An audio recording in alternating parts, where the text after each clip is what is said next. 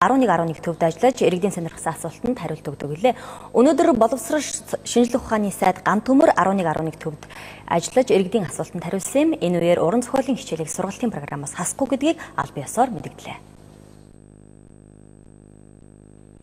Ерөнхий боловсролын дунд сургуулийн хичээлийн хөтөлбөрөөс уран зохиолын хичээлийг хасгах гэж байгаа тухай ойлголт олон нийтэд тархаад байгаа юм а. Үүнтэй холбоотойгоор цахим мэдээллийн хэрэгслээр иргэд санал шүүмжиллээ илэрхийлээд байсан. Тэгвэл өнөөдөр энэ асуултанд салбарын сайд аль биесний хариултыг өглөө. Тэрээр өнөөдөр засгийн газрын 11 төвд ажиллаж иргэдийн сонирхсан асуултад шууд хариулт өгсөн юм а. За энэ үеэр уран зохиолын хичээлийг ерөнхий боловсролын сургуулийн хичээлийн хөтөлбөрөөс яагаад хасгуулсан талаар олон асуулт иргэдээс ирсэн юм а. Харин салбарын сайд хариулахдаа уран зохиолын хичээлийг сургуулийн хөтөлбөрөөс хасах тухай асуудал огт байхгүй гэдгийг аль бие ёсоор мэдгдсэн юм а.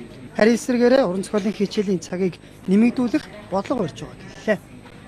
Хичээлийн хөтөлбөр бол одоо ингээд та нар зүгээр өнөө өглөө ирээд энэ тоогийн гаргуулж харлаа. Жишээлбэл 11 жилтэй байхад нийт цаг нь 2202 цаг ордог байсан. Тэгэхээр 10 жилийн үеэс 129 цагаар нэмэгдсэн. Уран зохиолын хичээлийн цаг. Одоо бол 145 цагаар нэмэгдсэн. 10 жилийнхээс. 11 жилийнхээс 145 цагаар нэмэгдээд 2347 цаг өнөөдрийн хүүхдүүд уран зохиолын хичээл үзэж байна.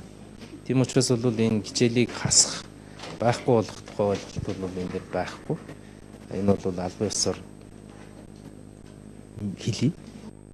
За уран зохиолын хичээлийг сургалтын хөтөлбөрөөс хасах тухай ойлголт бий болсон нь тус хичээлийн мэргэжлийг өөрчлөх болсонтой холбон тайлбарлаж байна. Өөрөөр хэлбэл уран зохиолын хичээлийг үзэхдээ монгол хэлний хичээлийн мэдлэгийг хэрхэн сайжруулж болох зэрэгээр уялдаа холбоог сайжруулахаар болсон юм байна. Нийгмийн ухааныхаа хичээлүүдийг яаж бид монгол хэлний чадварыг сайжруулахад ашиглах вэ гэдэг чинь арга зүйн зүгээр уран зохиолын тухай яриад байх юм уу?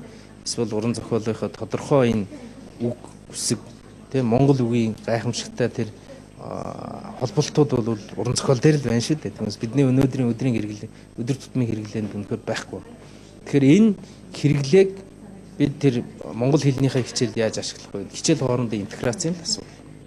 Ямар ч ерөнхий боловсролын сургуулийн сургалтын хөтөлбөрөөс уран зохиолын хичээлийг хасахгүй гэдгийг аль бие ёсоор мэдгдлээ.